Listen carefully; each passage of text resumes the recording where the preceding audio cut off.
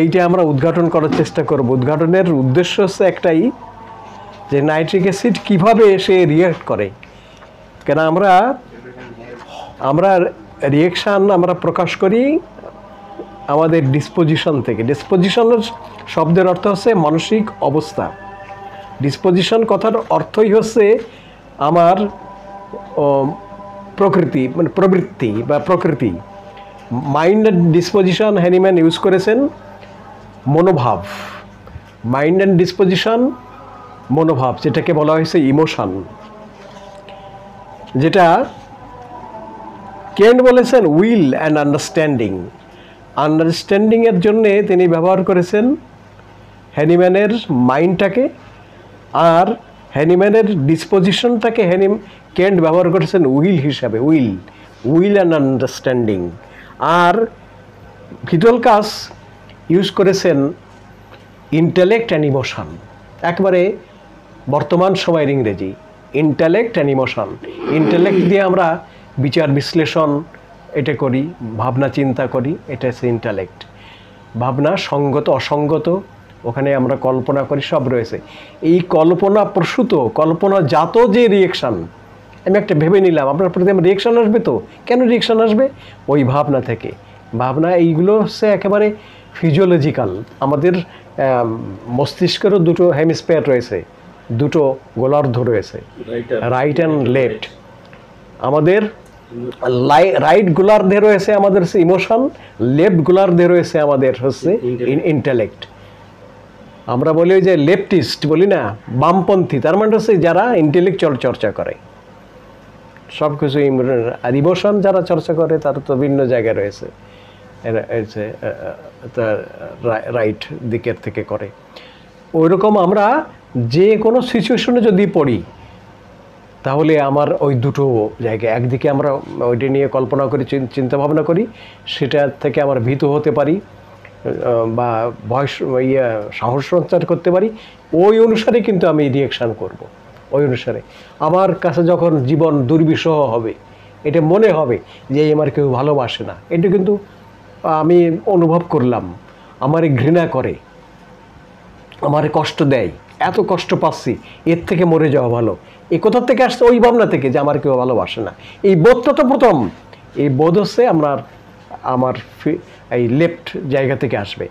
ঠিক ওইটা যখন বোধ আসবে, আমার এখানেও স্পন্টেনিয়াসলি, স্বতঃস্ফূর্তভাবে, সিমুলটেনিয়াসলি আমার এইদিকে সেই ওই জাতীয় রিয়েকশনটা, ইমোশনটা সেভাবে। ইমোশন এবং ইন্টেলেক্ট এইভাবে সবসময় অবিরত কাজ করে থাকে আমাদের ভিতরে। আর মাঝামাঝি হচ্ছে আমাদের স্মৃতি রয়েছে।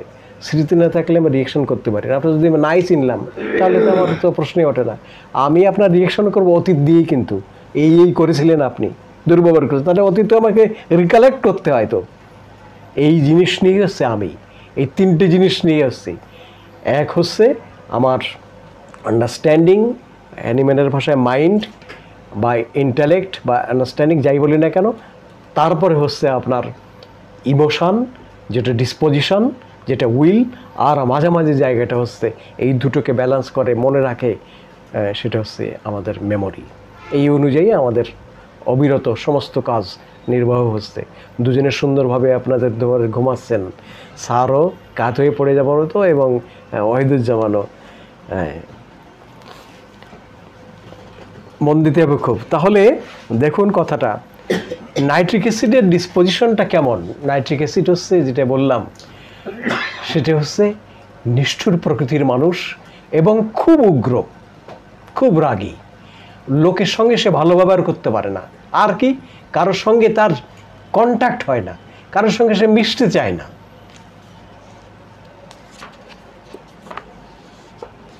এই জন্যে নাইট্রিক অ্যাসিডকে এই ভদ্রলোক যারা এই নিয়ে চর্চা করেছেন, তার কিনোটসটাকে বের করার চেষ্টা করেছেন, মূল সুরটাকে দেখার চেষ্টা করেছেন। এই যারা ক্লাসিক্যাল হোমিওপ্যাথি করেছেন, বড় বড় সে পাইনিয়ার্সরা, তারা বলেছেন কি, দেখেন, এক হচ্ছে nitric acid patient is miserable. না, মাইয়ার না, কিন্তু মেজারেবল। মেজারেবল মানেটা কি?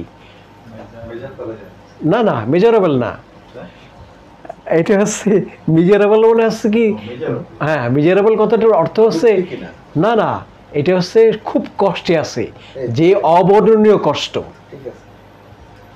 ঠিক আছে তো, measurable.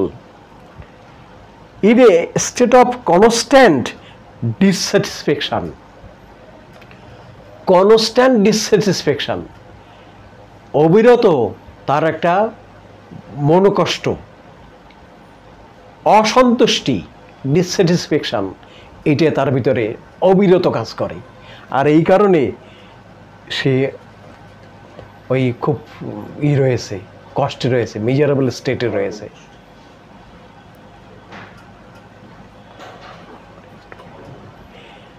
They R never pleased by anything, কোনো কিছুতে সে সন্তুষ্ট হয় না। দেখেন কিনোটসটা কিভাবে নিয়েছে,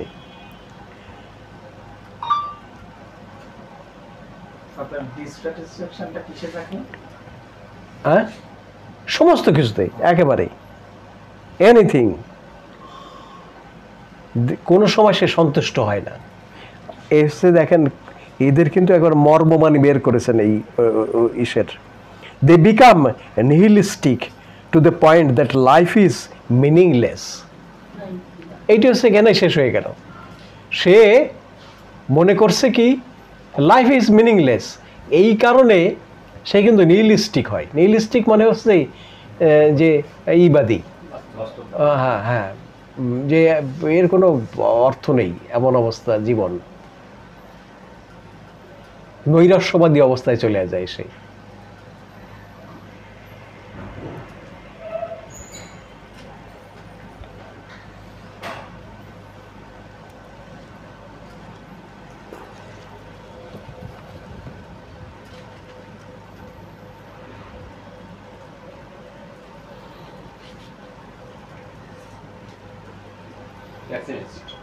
ঠিক আছে,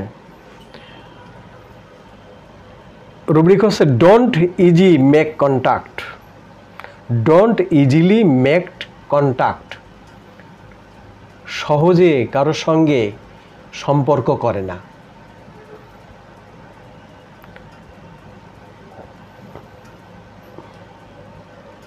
not emotionally involve, not emotionally involve মানে হচ্ছে যে মানে ভালোবাসা, স্নেহ, মায়া, মমতা এ দিয়ে কারোর সঙ্গে সম্পর্ক করে না। নট ইমোশনালি ইনভলভড, সম্পৃক্ত হয় না কিসে, ইমোশনালি। ইমোশন আছে এইগুলো।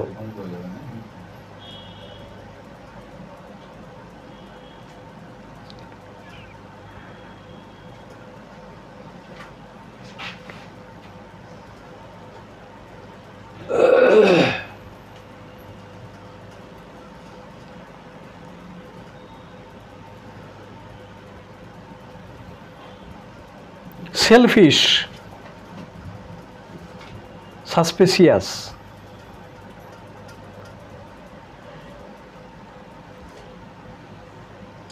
cannot communicate with other people. হ্যাঁ, suspicious, cannot communicate with other people.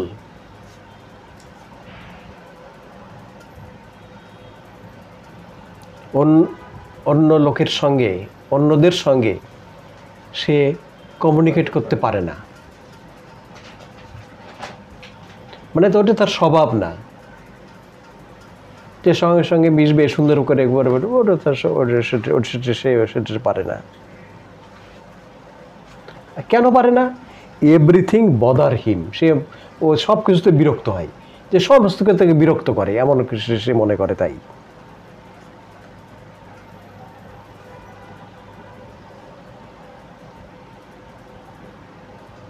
দেখেন লক্ষ্য করে। নেক্সট হচ্ছে ডিসকন্টেন্টেড, dissatisfied with everything. ডিসকন্টেন্টেড, dissatisfied with everything, সমস্ত কিছু নিয়ে সে অসন্তুষ্টি। সমস্ত কিছুতে।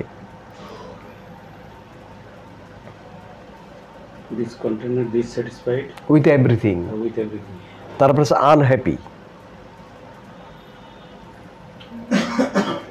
নেক্সট হচ্ছে কমপ্লেনিং, অভিযোগ করতে থাকে।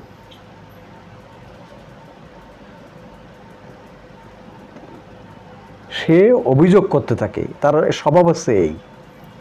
Sensitive two noise. নয়েজ মানে কি? এই যে গাড়িতে যাচ্ছে পথে, আরে কি এত শব্দ, এত শব্দ, ফর বাজে দেবে, এত শব্দ করে বাজে দেবে কেন? মানে এর সরকার নেই নাকি এ নিয়ন্ত্রণ করতে পারে না? সবাই কিন্তু তার বগির দিকে থাকছে, আমাদের কিছু হচ্ছে না। আর তার Sensitive to noise. হ্যাঁ, সেন্সিটিভ নয়েজ। ওই যে যখন সে আছে, আমি রুব্রিকটা পুরোটাই বলতেছি, আগে লিখে রাখেন সেন্সিটিভ টু নয়েজ। নয়েজে কোন জায়গাটা সেটা দিয়ে দিচ্ছি আপনারাই। Dissatisfied.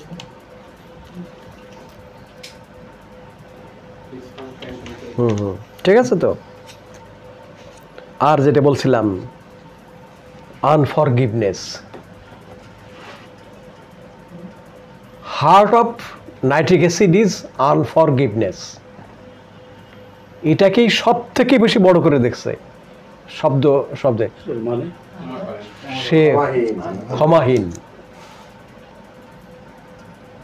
আনফরগিভনেস। আর অল্প কয়েকটা মেডিসিন, মাত্র 4টে মেডিসিন এর সাথে যোগ হয়েছে। Hatred, unmoved by apologies. যার সাথে গোলমাল হলো, যাকে যে সে ঘৃণা করে, তাকে সে কোনো অবস্থাতে ক্ষমা করতে পারে না। সে যদি এসেও হাত পা চেপে ধরে, তারপরেও সে ক্ষমা করবে না। Unmoved by apologies. সে ক্ষমা চেয়েছে যে আমার মাফ করেন, আমি ভুল করে বসছি, আমার অপরাধ হয়েছে, এটা আমারই অপরাধ, এটা কিছু মনে করবেন না। সে কোনো সময় তাকে সে ক্ষমা করতে পারে না।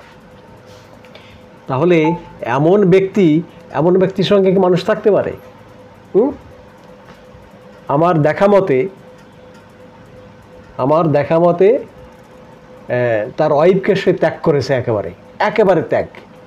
কথাও বলে না, বাড়ি থাকার তো দূরের কথা, সে দূরেই থাকে, কিন্তু একেবারে ত্যাগ করেছে। কোনদিন সে কথাও বলে নাই, একেবারে বাসায় আসতে থাকুক, পরে তো আমি তাড়াচ্ছি না, থাক হয়ে যায়, বাড়িতেই থাকলো। কিন্তু সে আর কোনোদিন তার ওয়াইফের সঙ্গে কোনো কথা বলেই না একেবারে। Definitely nitric acid. Unmoved by apologies. সে তো ক্ষমা চেয়েছে যে আমার আসলে ভুল হয়েছে, এটা বলা ঠিক হয় নাই, এটা আর মুভ। হ্যাঁ, ঠিক আছে তো। এই মামার আত্মীয়, বলবো না আমি, মামার আত্মীয়, কোনোদিন কথা বলে নাই।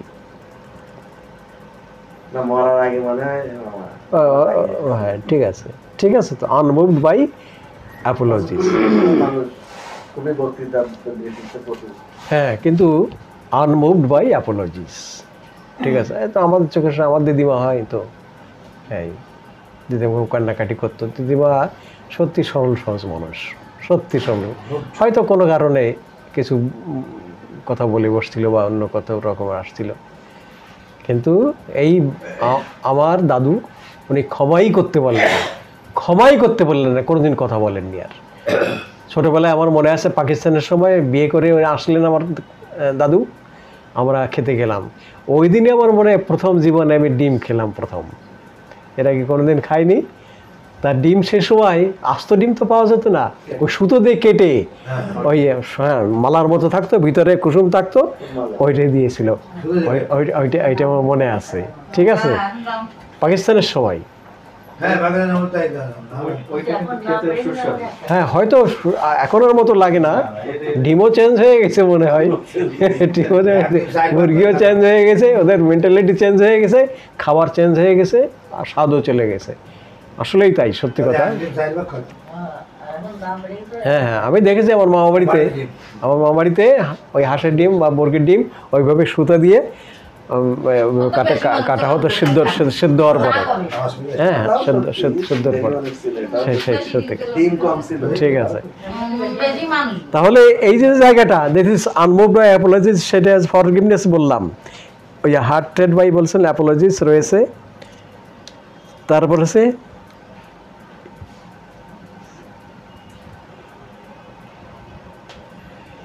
Emotionally isolated. ইমোশনালি আইসোলেটেড, ওই যে বললাম ইমোশনালি আইসোলেটেড মানে যারে স্নেহ করা দরকার, যার কাছে সিম্পথি দেখানো দরকার, ভালোবাসা দরকার, সে সেখান থেকে কিন্তু একবারে সরে আসে, ডিটাচড সম্পূর্ণভাবে আইসোলেট হয়ে যায়, ইমোশনাল আইসোলেট।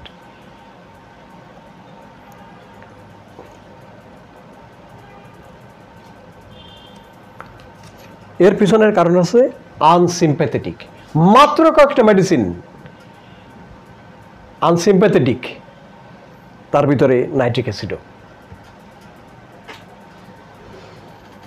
আনসিম্প্যাথেটিক মাত্র কয়েকটা মেডিসিন, অল্প কয়েকটা মেডিসিন, তার ভিতরে নাইট্রিক অ্যাসিড রয়েছে।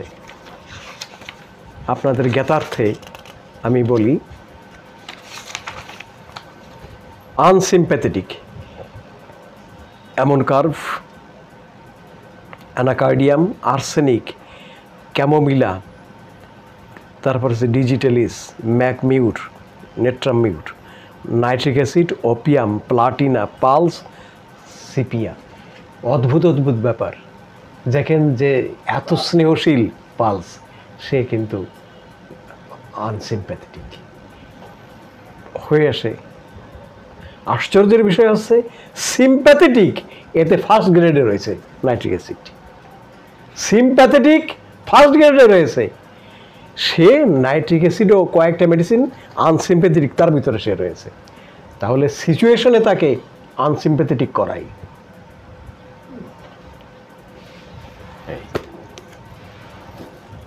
তাহলে আমরা এখানে যেটা পেলাম, এক হচ্ছে রুডনেস, রিজিডিটি।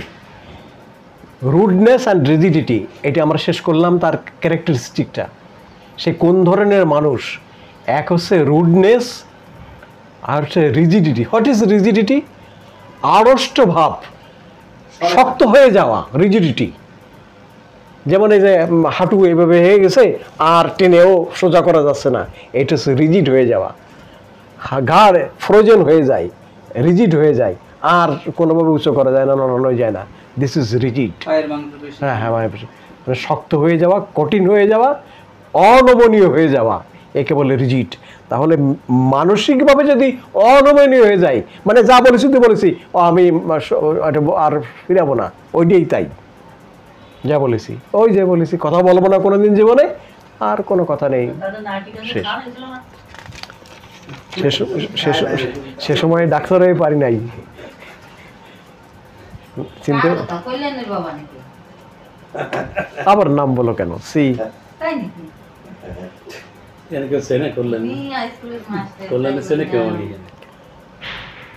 তাহলে আমরা এই মানসিকতার অবস্থায় যাকে পেলাম, এর ভিতরে আমরা কিন্তু ওই রুব্রিকটা খুঁজে পাচ্ছি না কোথাও যে he has ruined his health. আছে কি? না, এর থেকে পাচ্ছি না এটাকে, কিন্তু আসলে প্রচ্ছন্নভাবে রয়েছে। কেন? এইগুলোর সব ইফেক্ট তার শরীরের পরে পড়ে, এইগুলোর সব ইফেক্ট।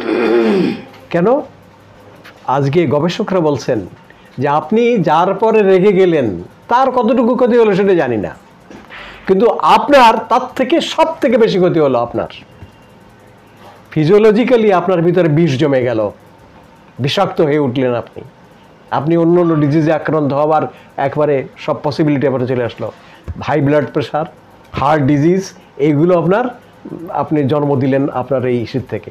তাই যে আনমুভড বাই অ্যাপোলজিস, যে তার ভিতরে অ্যাগ্রেসিভনেস জমা করে রেখেছে, তারপরে বিটারনেস জমা করে রেখেছে, সমস্ত কিছু, এত পরিমাণ রাগ, কোনো কিছু থেকে সে স্যাটিসফাইড হয় না, ডিসকন্টেন্টেড, সব কিছু ডিসস্যাটিসফাইড, এভরিথিং। তার যে মানসিকতা, এই মানসিকতা যখন তার চলতে থাকে তখন তার গ্রাউন্ড সৃষ্টি হয়ে যায়, এই অবস্থার গ্রাউন্ড সৃষ্টি হয়ে যায়। আর একটা রুব্রিক তাকে সব এইগুলো করায়, সেটা হচ্ছে রুব্রিক। দেখুন, একক রুব্রিক, কিন্তু রুব্রিকটা হচ্ছে indifference cares to. Indifference cares two.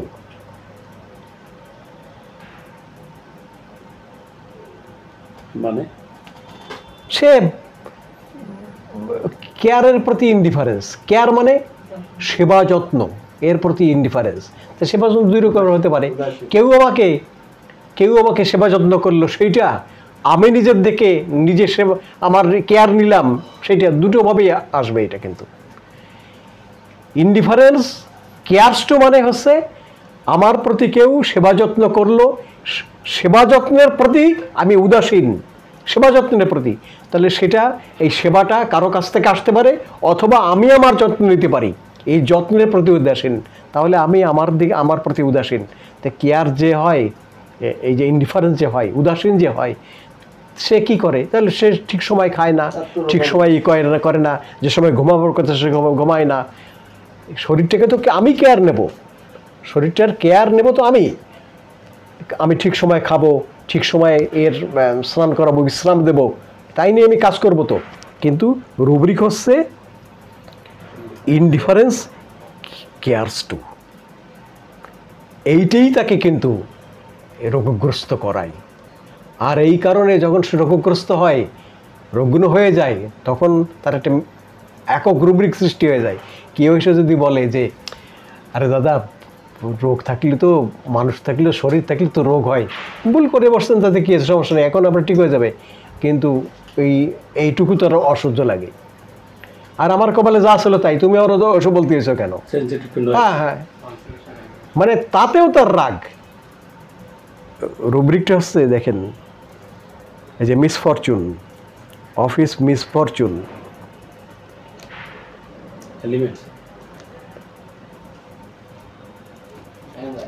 হ্যাঁ এটা হচ্ছে সেই জায়গাটাই।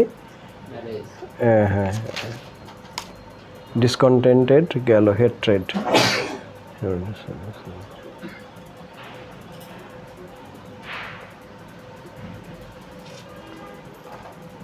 ওইটা কি লিখলাম আমি?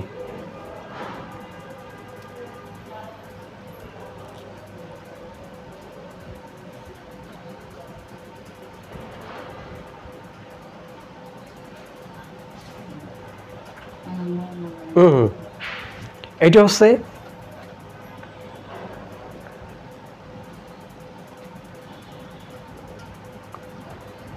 Consolation, consolation refuse,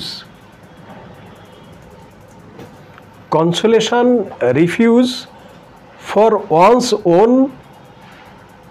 misfortune, misfortune, consolation refuse.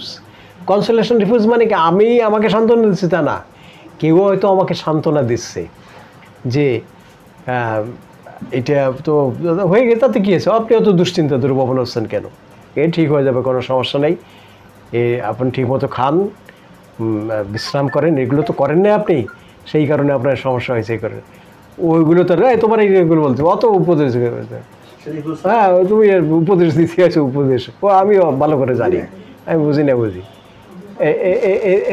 এইটাই তার রাখছে।